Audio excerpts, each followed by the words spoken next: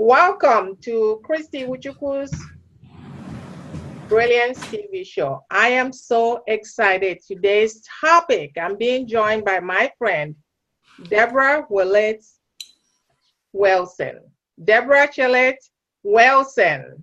I hope I don't mess your name up. But anyhow, I am so super excited to be joined by Deborah today. Now, if you're watching this for the very first time, this is where we spotlight today's top business, I can't get the word out. Today's top business leaders, entrepreneurs, unique and most successful individuals. And today, we're going to be talking on the topic of owning your brilliance, pathway to success. Now, let me tell you about the person that is joining me today. Deborah is a licensed counselor, professional licensed counselor. She's a coach, a trainer, and she's going to be sharing with us about self-care. So take it away, Deborah. Well, hi, Christy. I'm really glad to be here this evening and to be able to share things with everyone. And I guess to get started a little bit about myself, like you said, I'm a licensed professional counselor here in the state of Texas, and I've specialized in trauma treatment for children and adults. I also do have a coaching program, and I've authored books and do a lot of different things. So I have instead of a busy life these days, I have a very full life, and that's a big difference in I think my shift into just going through the motions of life and being more really successful. Thank you very much. You and I met, at Las Vegas back in July. Mm-hmm. We've actually been talking over the phone, but we haven't actually met because you live in, where do you live? I live in Winsboro, Texas, which is north of Texas. And I live in California. So we've been talking and connecting through Public Speakers Association, but we haven't actually physically met until the conference in Las Vegas in July. So, and we have been connecting ever since. So thank you for joining me. So thank you. I understand you wrote a book, Sanctuary Found. Can you tell us a little bit about that book? The book Sanctuary Found is a novel about a woman's struggle and triumph over childhood sexual abuse and domestic violence. And I threw in a little murder mystery in the process of it just to make it more entertaining and interesting. Okay. But it was a labor of love where I wanted to showcase the challenges that women face in dealing with these issues and how they can overcome them when they have the right support and help. Okay, I'm going to piggyback on what you just talked about. And I know that in every successful entrepreneur, every successful person, there's always a journey behind the success. And oftentimes we get to hear about the success, but oftentimes I've always said that it is through the journey that we get to learn the lessons so that we don't make the same mistake again. So tell us how it all began for you. Oh, wow. Well, I would say that my journey has not been a straight line to success. It's been a few steps forward, a few steps backward, a few circles, squares, triangles. And I've had my own challenges dealing with, issues in my life from childhood and an early marriage. Also in the workforce, being a female had its challenges as well, because I was kind of defined as to what I was capable of doing and kind of tried to be fenced in, which doesn't work for me because I don't like being fenced in.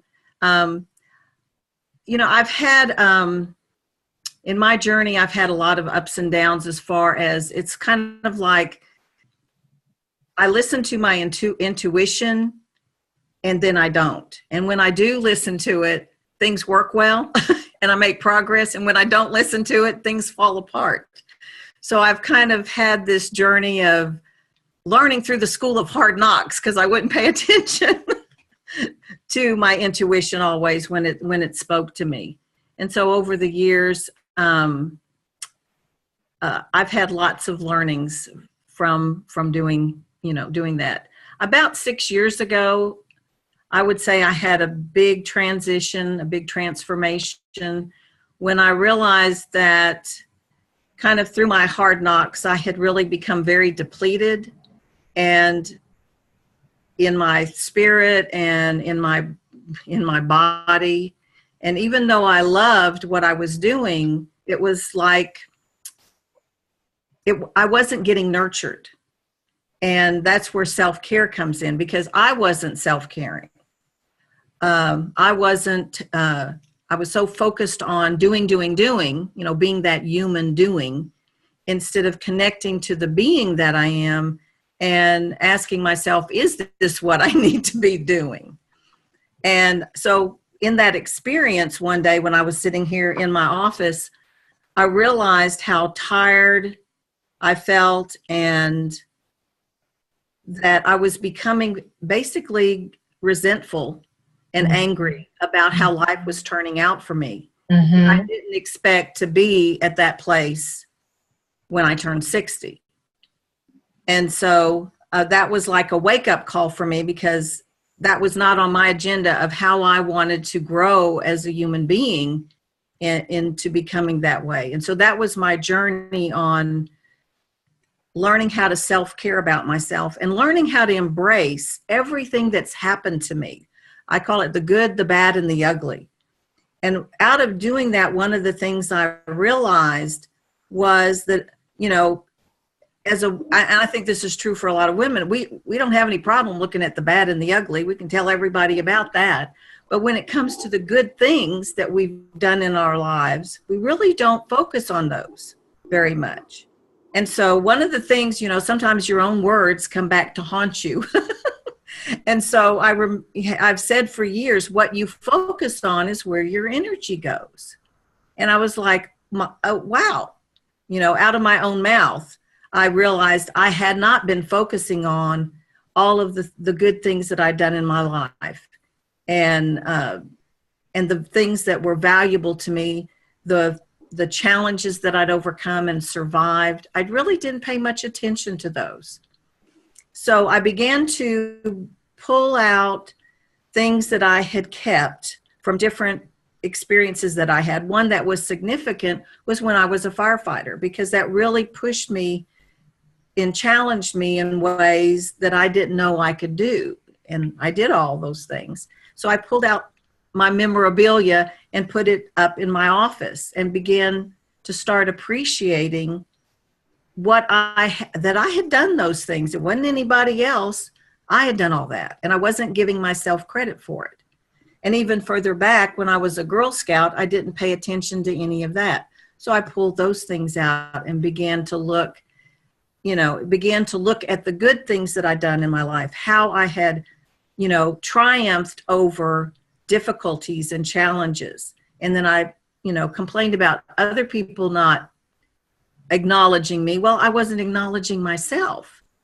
And as I began to do that, a new journey began. That's kind of led me to where I am today. Thank you. I am going to go ahead and piggyback on what you just talked about, because we live in an era right now where, I think we've all given ourselves permission to be able to talk about what life was before we got to where we were. Like I said, oftentimes you hear about the successes, but really it is through those times that we are in the valley that people learn the most. At least that's what I believe. Mm-hmm. So you talked about, and I think you referred to it, glass ceiling. And that was in the days that women weren't allowed to do certain things. Oftentimes, even in the corporate world, there's certain positions that women cannot do. But I think that things have changed now, because as we know, in most positions, even in corporate, are being held by women, depending on whether you work for government or whether you work for private industry. But I think overall, things have really changed. And so for the people that are coming on, the millennials right now, they really have nothing to hold them back as far as going after what they desire in life. So what in your, when we talk about moving from JOB, which of course I still have my JOB with a plan of fully transitioning. When we talk about that, what do you think are the challenges that most women face right now? Well, from, working with the clients that I work with, which are women, there's, of course, childcare is a big issue for them, and not really having enough income sometimes to support themselves. And especially if they're having to be a single mom. So those are some of the challenges that women face. And if they get sick, then, who's going to take care of the kids, and who's going to help them? Also, I've worked with children over the years too. And, there isn't, I guess we're kind of losing in this new age that we're in, community. And of course, especially I live out in a rural area, so people are spread out all over the place. And you have to kind of deliberately create your own community because, there's so much distance between each other. But I find that, sometimes people stay isolated because they're too afraid to reach out. And I think for women, we've become what I call the Lone Rangerettes. We just try to dig in and do whatever needs to be done. We get back into that doing, and we don't pause enough to think about, well, maybe I could ask someone for help. So I think for women, sometimes feeling isolated and feeling like they have to do everything. And if they reach out to other women, then somehow that's going to make them look like they're not doing a good enough job, which I don't agree with that. But that's what I find in a lot of my clients. And, I think just kind of keeping up with whatever, job or industry you're in, just trying to keep up with all the changes, I think is really stressful for everyone. And so that adds some challenges to life as well.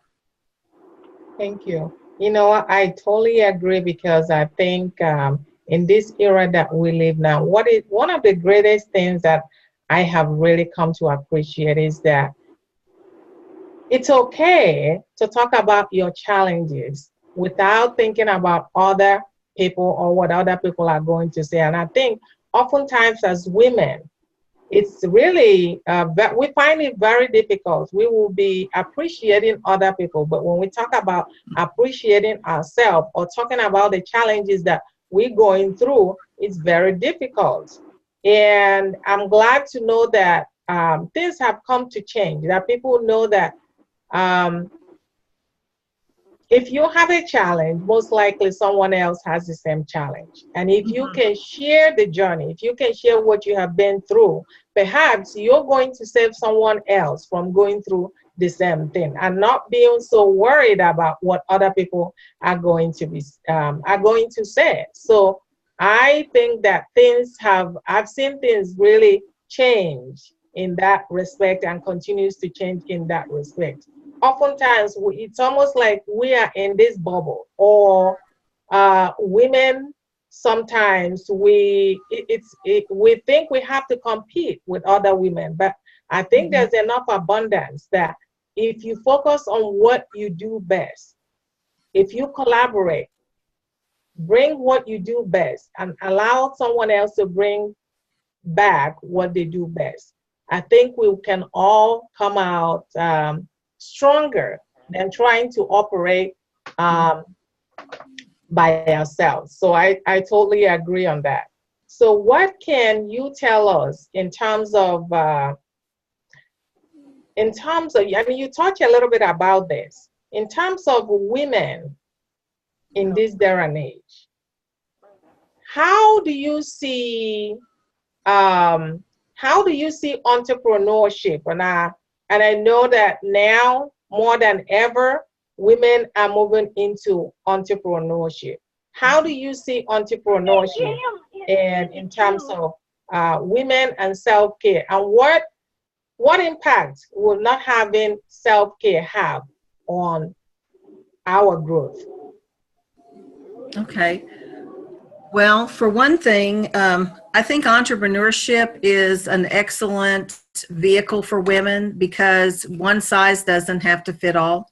And a woman can put her own personality. She can fit it around her, if she's got raising children or taking care of elderly parents, having a husband. She can work her schedule for building a business around everything else in her life, which I think is really great. It's very different than having a job where, you have to miss your children's, school parties, or you have to miss their games that they play or their concerts.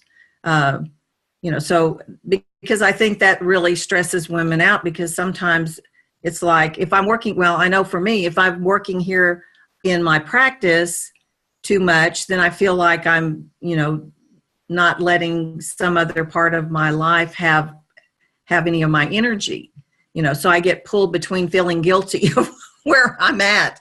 And I think that's true for a lot of women. So I think entrepreneurship is one of the opportunities that women have today to find something that they can do to create their own income and also with personal growth, because I don't see building a business, you can really build a business unless you're personally growing and stretching yourself, because it is a whole new world out there in entrepreneurship, because I've been in it for a little while myself, and I know all the things that I'm learning. And it's not a straight line. It takes curves and ups and downs, but it's an exciting journey, because you get to really find out there's a lot more inside of you than what you really thought was there as you begin to learn and grow. Another thing I think for women, I think that for so long we've kind of bought into the belief about competition, and we apply it to each other to our detriment a lot of times, because, I think that comes from a belief of not enough to go around. When, to me, all you have to do is look at nature, and there's plenty to go around. And in life, there's opportunities. Since I've kind of came out of my office in January to do new things in the world, I've just, found out that there's just more opportunity there than I'm ever going to be able to deal with. But it doesn't matter, because what I'm dealing with is just plenty. And so that's really exciting. But, I've opened myself up to growing and developing myself in ways I never expected. And I think that opportunity is there for women if they want to take it. When we don't self-care, I think what happens is that starts depleting us, not only physically, but mentally and spiritually and emotionally. And so I think that self-care is not just a nice idea like it used to be. It's really imperative if women are going to deliver on the nurturing beings that we are, that I think that way of being in the world it's not out there enough, that we need to really tune into our wise woman selves and be creative in the world, because I think we have a lot to offer the world that's not getting, we're going to have to give our own selves, in other words, permission in order to do that. It's like I've come to the conclusion that the knight on the white horse is not coming, and even if he was on his way, he wouldn't ask for directions, so it's just a mute point. He would get lost. Oh my God. Okay. Thank you. Oh, I can see you. Thank you for that, Deborah. And I have let me just touch on this. I know as women, oftentimes, when you're trying to take care of yourself or do what you want to do, sometimes it can feel like you're very guilty because you're not serving everybody, because normally we're used to serving everybody. And oftentimes, even when you try to do that, people that are used to you serving them, whether it's relatives, whether it's friends, are no longer going to be used to you, because now you just want to take care of yourself, and oftentimes you're called the B word. How can a woman that perhaps is trying this for the very first time, trying to take care of herself, what would you suggest would be the best way for them to do this without feeling guilty? Can you touch on it? Sure. Well, I think that belief comes from fear. I think we're afraid that if we aren't serving everyone, then we're being selfish. I mean, I think that's a belief that we have kind of in our culture or whatever. And really, if you think about it, in order to have the energy to serve others, we need to be served first. We need to serve ourselves. And it doesn't necessarily, I think this is what's the concern that women have, is they think it's going to take a lot of time. And I found that it doesn't take that much time. I mean, self-care for me can be, I just stop and pause and take some deep breaths and close my eyes and just center myself back to me. And that's very self-caring. It doesn't take that long. Or I get up a little extra early in the morning and I do the things that nurture me, like meditate and do yoga and those kinds of things before I begin my day. You know, so it doesn't take that much time. And I think that's the fear that we have. And another thing too, I kind of use this analogy of if I have a cup of tea and you want some tea and I give some to you and then someone else comes along and they want some, pretty soon I have no tea. And then nobody else has any tea and they're going to go on about their business. But if I have a pot of tea, then I have tea and everyone else does too. And that's kind of how I look at self-care, is I need to keep my pot of tea. So I have some and everybody, I can share it with whoever else comes along. So that's again where I think that self-care for women is imperative if we're going to other care, because that's in us to be nurturing and giving, you know, and compassionate and caring. But I think we forget we need to do that to ourselves first. Then we don't run out of the energy that we need to be of service to others.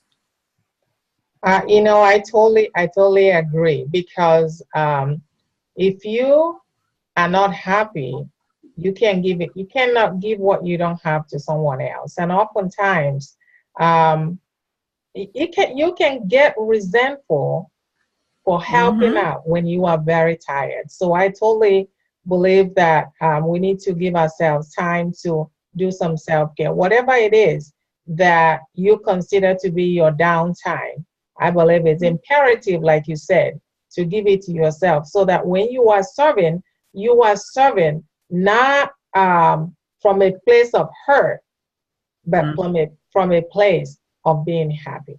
So I totally agree with you on that. So I'd like to add something to that. Okay, so if we serve because we believe we have to, that is very different to me. Yes. Than serving from a place of love and compassion, which begins with me. And that's one of the things that my journey for the last 6 years has taught me, is my resentment came from, not from what other people were asking of me, but it came from me not getting my needs met and me not taking care of me. Because when I start taking care of me, then it's easy to freely, lovingly give to others, because I'm not being depleted. You know, and I had to face the fact that I had got resentful toward my husband and I had withdrawn from him a lot. And I wanted, you know, there's that first little impulse, well, I'm going to blame it on him. But then I realized he hasn't asked me to do the things that I've done. That was on me. I'm the one who made that choice, and I decided that. So I needed to own that. And by owning that, then I was able to transform some things in my life. Absolutely. Because just what you just said about feeling guilty because we're not doing any self-care. And I think oftentimes it's really what we put it on ourselves and nobody else put it on us. But I think it goes back to should I say, tradition in a sense where you're expected to take care of almost a lot of stuff. But I think people tend to forget that in those days, all you have for the most part is really home. Women didn't used to go out and work. But now when you have to work and take care of the kids and all other things that you have to do, it can be overbearing sometimes where you're doing it spiteful, doing it. So yes. I totally believe that sometimes, really for me, spending time with other people, belonging to communities of other women, like-minded women just like yourself, because I've always said that sometimes there's something a woman gets from another woman that even a spouse cannot give you. Right. That's what I believe, that there's something you feed off from another woman that even a spouse cannot give you. It's just that camaraderie. A woman understands another woman more than any other person. I can't explain it, but I strongly believe on that. I believe that regardless, we need to spend time with each other, whether you belong to a community or just have a girlfriend out or whatever the case may be. So and when you do that, you find out that your mind is more refreshed than ever. So I totally believe that. So let me ask you again, you touch on it a little bit, and that is starting out and transitioning into where you are. What would you say for somebody listening to us now, because a lot of our audience is really matured women. I call them matured women. We are matured women. So what would you tell that person that the children are out of the house, the children are grown up, and they finish raising the children, they probably haven't worked for in a couple of years, and now they just want to do themselves. They just want to do themselves and do what they like. But with this technology, it's a little bit tough. What would you tell that person, maybe watching now or watching as a replay? Okay. Well, be open to learning, for one thing. I think a lot of times as we mature, we kind of get the idea that, well, we do have a lot of beliefs about maturing, and that, you know, you start shutting yourself down. Well, I'd say, why not open yourself up and do some of the things, maybe kind of resurface some of the dreams that you had that you weren't able to experience, you weren't able to create because you were busy doing other things. And so if this is now your time, then get clarity about, you know, what's really important to you now, maybe a dream for learning how to paint, or, you know, or learning how to play the piano. I mean, whatever that is for you, is open up yourself to, you know, going down that road of learning something that maybe you hadn't been able to learn before, you know, because of your busyness with other things.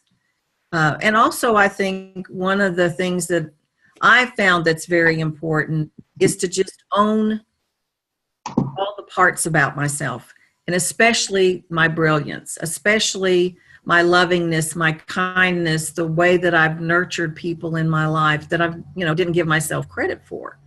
You know, I'm sure that a lot of people that are watching have probably done enormous things in their lives to be of service to other people, and they haven't owned that. Because to me, when you own all of who you are, that moves you forward. That opens you up to life again, and to go, well, if I did that, well, what else can I do? And so, you know, it's ageless to me, what we're capable of doing. Thank you. I know for myself, I totally agree with what you said, because as I venture out into this entrepreneurship, I realize the more I learn, the more I feel there's so many things I need to learn. So many things, not just need to learn, I want to learn. It's almost like I'm born again. And so I totally believe in learning new things, meeting new people, because It opens a whole new door for you that you never probably think that you would have been able to go to before. So absolutely.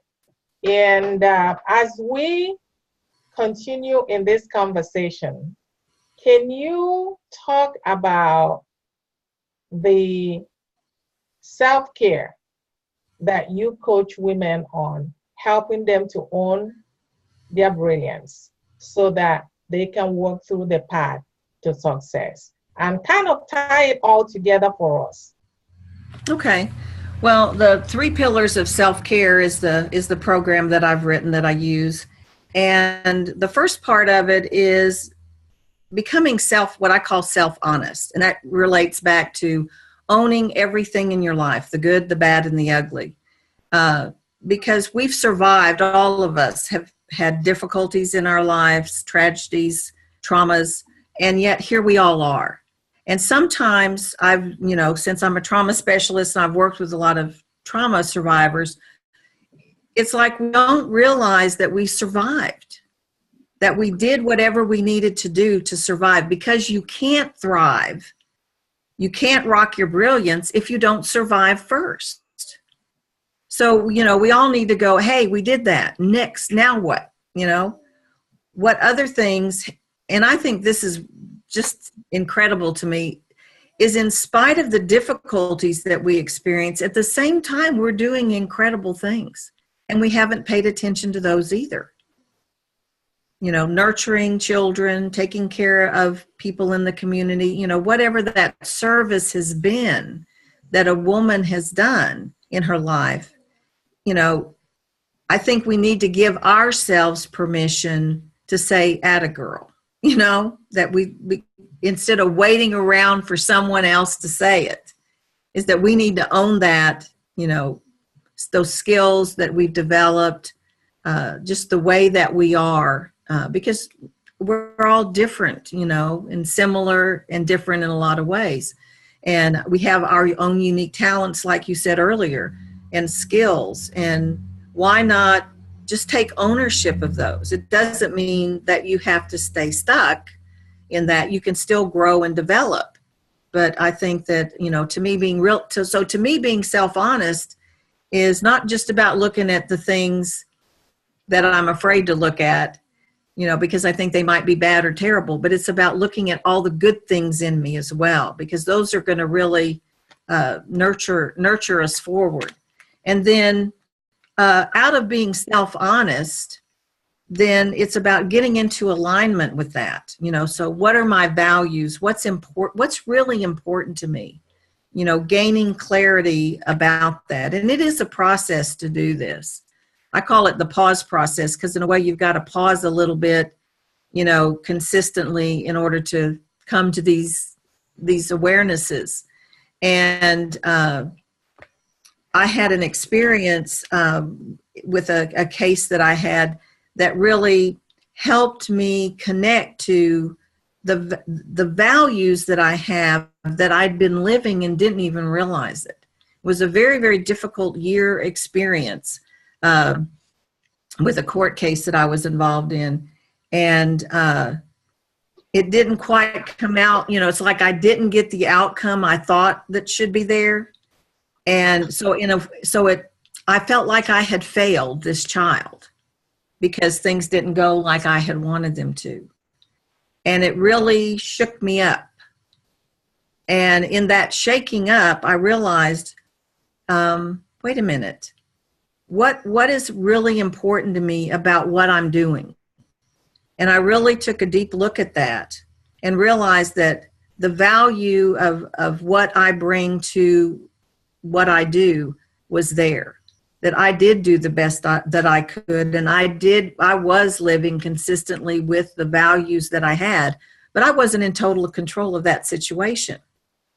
So that in turn helped me to begin to redefine what success was for me, because we get so focused on the result and the outcome that we miss a lot of other things.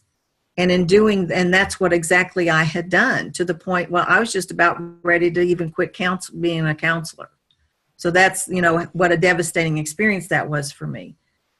But out of it came a renewed clarity for me about what my values are and what's really important to me.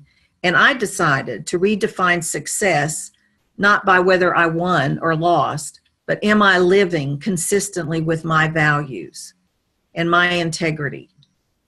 And that was a big awakening. So I find that's some of the work I do with women too, is really help identify those values, because it's not something we like sit around and talk about. You know, is what are our values? You know, how do you identify those? I mean, that's what I had to do, is identify what was really important to me. And so then out of that self-alignment, then the next part of the 3 pillars of self-care is heartful communication. Because the more aligned I am and the more connected I am to what I call my own soulfulness and my own humanness, it's connecting to both of them and not making, especially not making my humanness wrong, but recognizing that given everything in my life, I could not have done anything differently than what I did until now. And now I can change it. And now I can transform things by my new choices. And so then that's where it comes in, heartfully communicating to other people in a gentle, loving, kind way, your new place in your life where you see yourself. And that's what I did with my husband. And I was a little scared about it because, you know, I had shut down so much. I hadn't allowed myself to really be heartfully vulnerable, to really share with him what was on my heart and what I was struggling with and what my challenges were. And as I began to do that, it was like he shifted. It was really interesting to watch. It was like out of my shift, he shifted and he started opening up, and things have become, you know, just very different for us. And we've been married like 36 years. So who would think that anything could change? But I realized that it's because I opened myself up and I was being honest with him, where in reality, I realized I wasn't being honest with him before because I was hiding so much. But then I was hiding it from myself too. So I had to get it open up to myself and get clear with myself about things. And so those are the 3 pillars that we work through in my coaching. That was so good. Can you, one more time? That was so good. Just in case there's somebody out there writing all of this down, and I know some of our audience are writing it down. Say it one more time, the 3 pillars of self-care. Self-honesty, self-alignment, and heartful communication. Thank you very much. I enjoy it. Then you talk about you and your husband. So let me ask you this.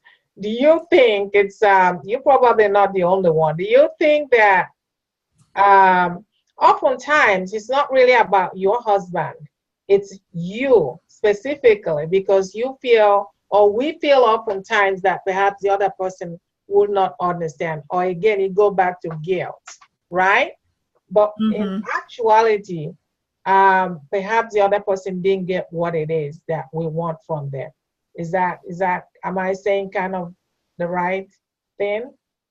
Yeah, I think we all have expectations of each other, but we forget to include the other person in, you know, asking them, you know, can you meet this expectation? We just kind of assume they should because, you know, I don't know, it just seems like once you get married, you start having assumptions about the other person instead of really having clear, heartful communication with them. And so, yeah, I realized that it was really about me making the shift and being more open and honest and probably more easier to get along with.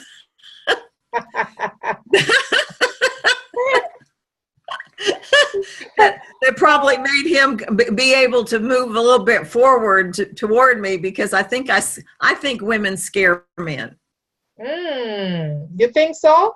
I do. I think the bitch in us scares men. Yes. Then they don't know how to deal with it. That gives me another topic to talk about. That will be on another conversation. I will have to bring you back or someone else to talk about that, because You know, we've read the book. I don't know whether you've read the book, Men Are From Mars, women are from Venus. Women Are From Venus, right? And we're all supposed to live on. But anyway, that's a lot of learning to women, that's for sure. So as we come to the one of the things that go ahead. Okay, one of the things I talk about too is that we fluctuate. I think as women, we fluctuate between the good girl and the bitch, and neither one of them get us what we need. So we have to come to a new way, and that's what I talk about. Okay, that why we'll have to table that for, and that's really a good topic to talk about. I may have to schedule that for another conversation. As we come to the close, I want to ask you, if you look back in your 20-old you, 20-old self you, and the person that you are today, what would you give that person perhaps that is still young or that is still matured? What would you say to them to live more fulfilling life?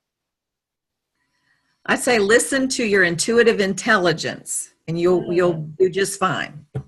I love that. Intuitive intelligence. That's I love that. So, yeah, that's a whole nother conversation. That's a whole new conversation that I'm sure you'll come back and visit us next time. So this is, I thank you so much. I appreciate you. And thanks for taking the time to join me today.